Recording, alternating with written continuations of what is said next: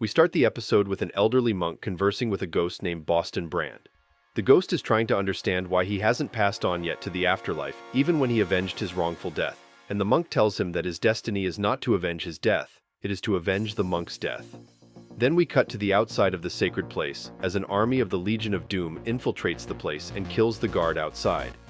Every monk is trying to be peaceful, while telling off the Legion of Doom, but the Legion of Doom only knows violence, which the monks have plenty of to spare in case they need to defend themselves.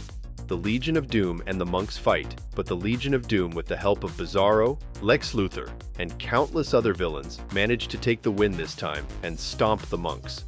We see the monk from the beginning of the episode get killed by the Legion of Doom, with Boston Brand witnessing everything and vowing to take revenge. He possesses a villain called Rampage and begins to attack the Legion, specifically Devil Ray. Tala, however, catches him and manages to thwart him away. The Legion grabs the heart of the temple that sucks the soul out of every monk, and then they leave back to their base as Boston is left sobbing. The Legion of Doom returns back to base, and Tala does everything she can that doesn't involve jumping Grodd's bone right now. She is absolutely submissive to him, and Luthor finds it appealing. He tells Grodd to stop hogging the women for a second and tell him about what they stole, and Grodd only tells him that it is an exotic source. Meanwhile, a weird entity called Ramakrishna shows up behind Boston Brand and tells him that the monks are not dead but simply from a coma, and he needs to retrieve the heart at all costs. Wonderwoman and Superman are trying to convince Batman to join them for some lunch, until Boston Brand possesses Superman suddenly and asks for their help. Batman recognizes him, and Boston greets him.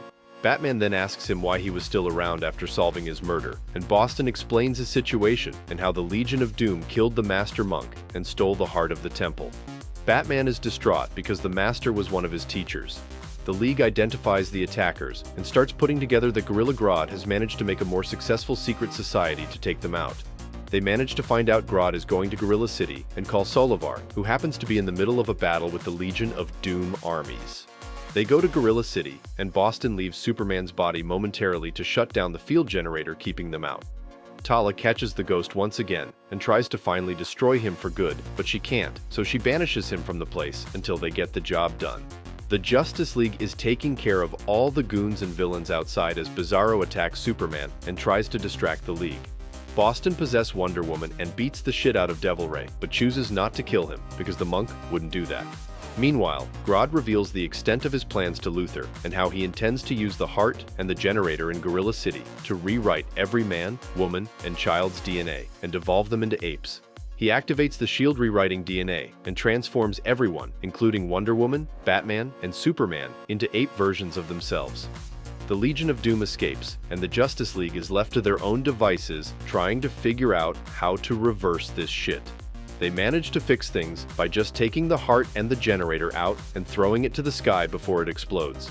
Devil Ray tries sneaking up on them and almost shoots Wonder Woman dead, but Boston possesses Batman and shoots him into a power source, killing him, which obviously angers the hell out of Batman. The only good thing that comes out of this is that the monks are okay, even the elderly ones. But he tells Boston that his work is not yet done on Earth. Lex Luthor berates Gorilla Grodd for his master plan of turning everyone to apes, which didn't even last for 30 minutes straight. He shoots him and assumes the leadership of the Legion of Doom, with everyone scared to challenge him, and even Tala quickly turns her tone and sucking up to him, calling him the boss. The next episode starts with a flashback to Nazi Germany, with a Nazi scientist working on a super soldier serum, but then suddenly, a masked hero by the name of Spy Smasher infiltrates the place, manages to beat the scientist and the Nazi guards up, and destroys the experiment while also taking the only dosage that was made in a syringe with him. We then transport back to the present with the Army General reading the case's file. He then goes and has a dinner meeting with Amanda Waller. He talks to her about how he is sick of his desk job, but she is thankful that after Cadmus was shut down, they were not thrown in jail.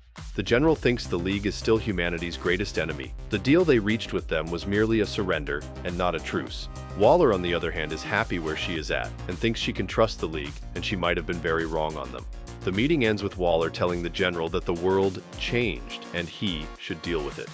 Meanwhile, some of the League members like Green Arrow, Stargirl, and her mecha father get called over to fulfill a mission in Metropolis and fill in for Superman, as every other member of the League is spread out across the world and the resources are low right now. The mission comes down to them basically attending a parade instead of Superman and posing for the people. Stargirl thinks this is kind of demeaning.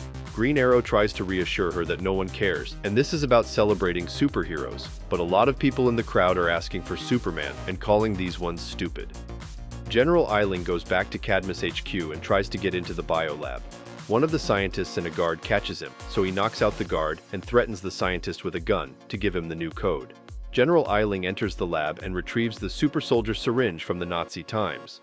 The scientist pleads with him to not take it as it didn't have favorable results with the test animals, but the general doesn't mind his pleas and takes the shot. General Eiling transforms into some kind of ogre figure while still retaining his human consciousness and intelligence.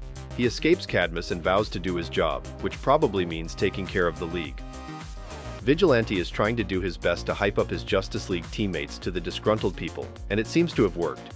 At least momentarily, before General Eiling the Ogre jumps into action and attacks the members of the Justice League. He is surprised Superman is not present, but doesn't mind it as much because he attacks them anyway. He reveals to them that he is General Eiling and asks them to get him Superman because he wants to talk. I just want to talk to him. Why do you have a shotgun? I just want to talk to him. Dad, this is ridiculous! I just want to talk to him. I just want to talk to him. I just want to talk to him. It is not his fault. I just want to shoot him. I just want to talk to him. Eiling the Ogre wants to prove to the world that someone else can stop the Justice League and protect them, so he beats them up while waiting for Superman. Green Arrow asks for backup, but everyone is busy with other missions. Things get so chaotic that even the people and the kids attending the parade are trying to help the League members every way they can. The fight continues with both sides beating the shit out of each other. Finally, the Watchtower sends backup, but not Superman. It is some other D-level superheroes. Eiling has taken every beating imaginable, but still stands tall as he beats the last of the present heroes. He calls out to Superman, but the Knight stops him and challenges him to a fight. Eiling literally roasts his ass as he beats his ass.